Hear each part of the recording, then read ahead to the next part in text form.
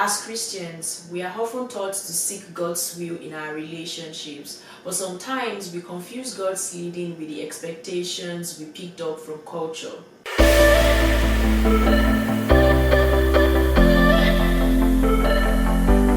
Hello my friend, my name is Precious Olalere and I would like to welcome you to the Court of Love podcast, where we rule on matters of the heart using biblical principles.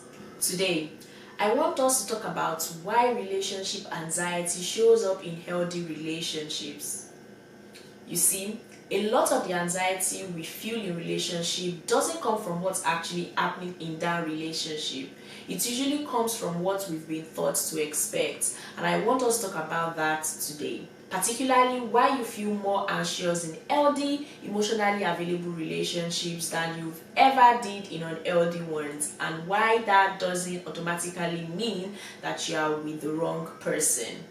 Because you see, once you start understanding relationship anxiety and ROCD, you start to realize that there are actually layers to it. And honestly, learning this will help you make sense of why anxiety shows up in your relationship the way it does, and why it can feel so convincing. If you haven't listened to the last episode that I talked about relationship anxiety and how you are not in a wrong relationship or you might be experiencing relationship anxiety, I would suggest that you go back to actually listen to it. One of the first things I want to talk about today is something called the myth of the one. You know, we've been sold this idea mostly by media, movies, social media, and even Christian spaces. You know, we've been sold this idea that there is one perfect person out there, you know, one person who will check every box, one person who will make you feel a certain way, you know, one person where everything just clicks effortlessly. So the expectation becomes, if this is the person for me, you know, I should feel a certain level of certainty, a certain level of excitement, a certain kind of peace that never wavers. But when your real relationship doesn't look like that, when the person that is actually right in front of you is human, is imperfect and nuanced, then doubt starts to creep in, you know. You start questioning the realness of your relationship. You start wondering if you are settling, and you start comparing what you have to an idea that was never realistic in the first place. And you know, for someone that is already prone to anxiety, that myth alone can create so much internal conflict. Another thing about relationship anxiety is that it doesn't show up the same way for everyone. I believe that it manifests in different ways, and I'm just going to be talking about the two areas in which relationship anxiety can actually manifest in your relationship. And a lot of people actually experience both at the same time. The first one is partner-focused ROCD. This is when the anxiety fixates on your partner themselves. So instead of you asking the question of, is this relationship right? The question then becomes, is this person right for me? You start focusing on the perceived flaws that your partner have, and you know, these are actually things that may not have even bothered you before when you started the relationship, or things that are not actually deal breakers for you, but you now start to think about them. And you know, you start to think about things like, my partner is quiet and reserved around my friends. You know, what if everyone thinks that they are boring? You know, these are some of the thoughts that starts to come to your head. Some other thoughts that can come to your head could be that, oh, my partner is not as driven as the other people that I've dated in the past. You know, should I leave them for someone that is more ambitious? Why don't they always show up the way that I want them to show up? And then you start thinking, and then your mind starts spiraling. You see, the anxiety takes normal human differences and then turns them into threats, and then it starts to make you feel like you need to solve that problem, like you need to solve your partner or replace them. The second thing is the relationship focused ROCD.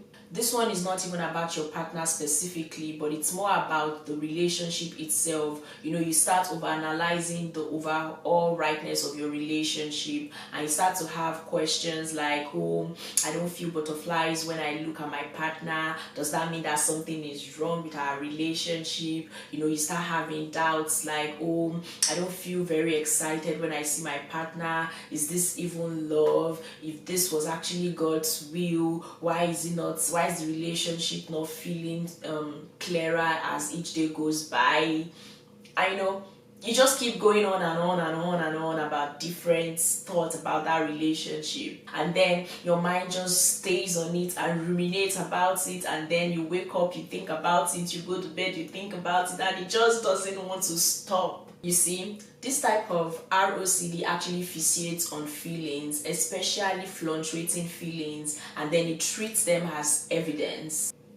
And the truth is, both partner-focused, relationship ROCD and relationship-focused ROCD can actually exist at the same time. So the same way you are thinking about the perceived flaws that you can see in your partner, at the same time you are thinking about the rightness of your relationship, and then both of them just collide in your mind, and then it's like your brain is working on overtime, and then you can't just shut it down, because the moment you try to solve this particular thought that you have, another one starts again, and you're trying to solve that one again, and another one starts again, and you're trying to solve that one again. And in all of this makes your partner, your partner is showing up consistently, your partner is loving, your partner is kind, your partner is doing everything that he can do to love you, right? But no matter what they do, it seems as if the more good that your partner is doing, the more the negative thoughts keeps coming to your mind, the more the doubt keeps coming to your mind, the more you overthink about your relationship, the more you overthink the rightness of your relationship, and then it just doesn't want to stop. Now, one of the most common questions that people often ask is, why am I experiencing relationship anxiety now when I've never had it before, when I've never had it in my previous relationship? Why am I having it now? That question is so important, and the answer might surprise you. You see, sometimes relationship anxiety actually shows up not because something is wrong with our relationship, but because something is finally real. There was actually nothing for you to lose. You didn't have to be fully vulnerable with that person, and you didn't have to imagine, a future together with that person. But now that you are in a more serious relationship that could actually lead to maybe like a long-term commitment, especially one that requires, emotional exposure, and then your brain registers that, and then your brain starts to realize that, okay, maybe this relationship actually matters. There's actually something for us to lose here. And because anxiety's job is to actually keep you safe, it starts sounding the alarm in your head. Not because danger is actually present in that relationship, but because loss is possible. And then because of the sensitivity of your brain, your mind starts, producing intrusive thoughts and feelings, and then you start asking yourself questions like, am I sure? What if this relationship ends badly? What if I get hurt because I'm in this relationship? Now, add attachment style into the mix, particularly if you have an insecure attachment style, whether anxious attachment style, avoidant attachment style, or even a mixture of both. That can actually make your brain to just start spiraling. And you see, healthy relationships often trigger your insecurities more than unhealthy ones ever did. And this is because healthy relationship usually invites you to growth, it invites you to vulnerability, it invites you to consistency, and insecurity doesn't like that. So, what feels like something is wrong may actually be old wounds being touched by something new. Also, anxiety prefers comfort over growth, and it would actually prefer for you to stay in familiar or fulfilling relationship than for you to risk the pain, the rejection, or unmet needs. Anxiety doesn't want you to stretch yourself, it doesn't want you to evolve, it doesn't want you to love deeply if that means that you could lose deeply. But the truth is, every meaningful relationship actually carries risk. There is no love without vulnerability. There is no commitment without uncertainty. So, if you are experiencing ROCD now, it might not mean that you've chosen the wrong partner. It might just mean that you found something that actually matters. Something that is scary for all the right reasons. Something that is worth taking a risk for. If you have been listening to this and thinking, this sounds like me, I want you to know that nothing about what you are experiencing means that you failed in your relationship, or that you've chosen wrongly, or that you've even missed God. And it's really sad when I see a lot of people walk away from healthy relationships, not because they were in a wrong relationship, but because their anxiety was never really understood. And when anxiety isn't understood, it starts making the decision for you. You just need to understand that discomfort doesn't automatically mean danger in your relationship, especially if your relationship is the one that is very healthy and your partner is emotionally available and the relationship is actually heading somewhere real.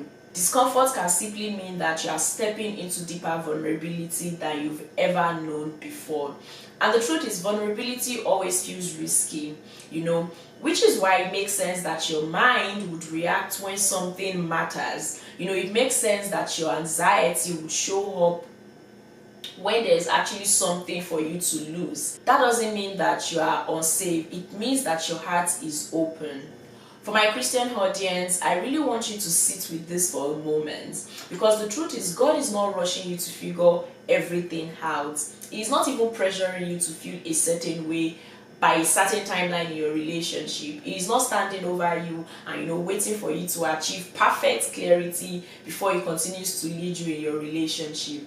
The truth is, God is actually steady. He is patient. He is present even when your emotions fluctuate, even when your feelings come and go, and even when certainty rises and falls within you. God remains faithful. The faithfulness of God does not depend on how calm your nervous system feels on any given day. And so if you are in a season, where anxiety is very loud in your relationship, that doesn't mean that God is silent. It may just mean that your mind is learning something new. Your mind is learning how to be in a relationship that is not chaotic or performative and built on fear. And that kind of learning takes time. So instead of asking, what's wrong with me? Maybe the better question to ask is, what is this season inviting me to grow into? You don't need to rush your answers. You don't need to make permanent decisions from temporary emotions. And you certainly don't need to escape discomfort just to feel relief. Sometimes the most faithful thing that you can do is to stay present, to stay curious, and to allow God to actually meet you where you are. So, if this resonates with you, I don't want you to rush into conclusion, and I don't want you to rush to escape discomfort. But I want you to remember that God is not actually intimidated by your anxiety. He is patient, He is steady and present even when your mind is loud. Alright, that's everything that I have for you today on this episode. If this episode blessed you, make sure to smash the like button and share it with a friend or someone who needs it. Also, don't forget to subscribe so that you'll be the first person to get notified when I make a new content like this. Till I come your way again next time, stay blessed.